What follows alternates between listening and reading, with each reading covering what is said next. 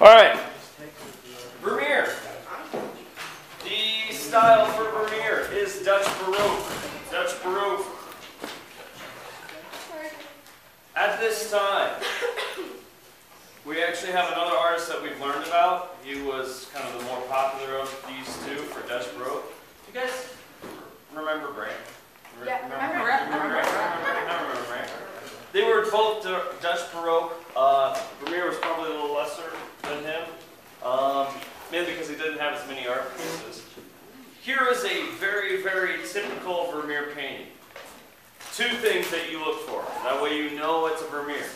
There is a window on the left, and there is a female. I actually want you to write that down for one of the most important informations. His paintings have a window on the left and a woman. Now there is once in a while a man in there, but window on the left and a woman.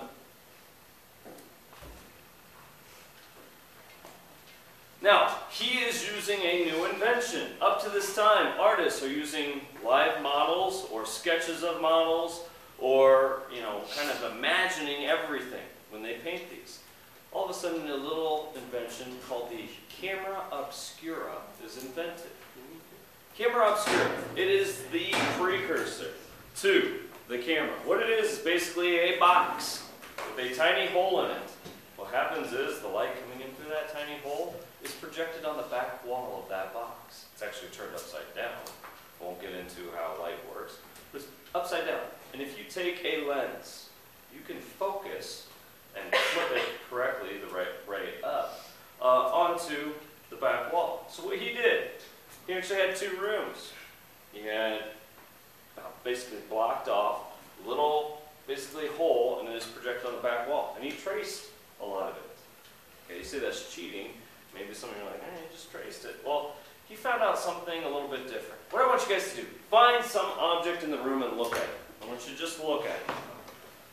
When you're looking at that, don't move your eyes, but what do you notice about everything else around it? It's blurred. It's blurred, right? That's how our eyes work. We focus in on one thing.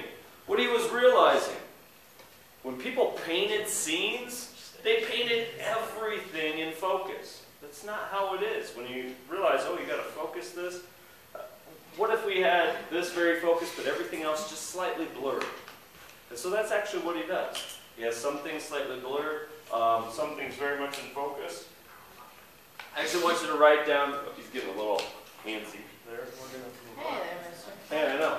I actually want you guys to write down. He used the camera obscura for his paintings. He used the camera obscura for his paintings. It's right up on the board in green. Camera obscura for his paintings. Isn't that a brand now? Obscura? It might be. Probably. Camera obscura. It's Italian. Obscura, I believe, is like no light or something with light. Alright, so you're going to see that a lot of this stuff, people aren't sure if there's supposed to be meaning or if there's supposed to be a story. A lot of people believe, notice again, female, window to the top left. Some believe there's a lot of symbolisms within these paintings. Some believe there really isn't. But one thing I'm going to point out to you right now. Notice there's a huge drape right here. Did he need to have the drape in there? No, he could have easily painted, not had that at all. We get to a point, and we're going to start seeing this here, where artists realize, okay, yeah, I'm painting what I want to paint. What if I added this for balance? What if I added this? And what if it's more about the elements and principles than just the objects? So we'll see that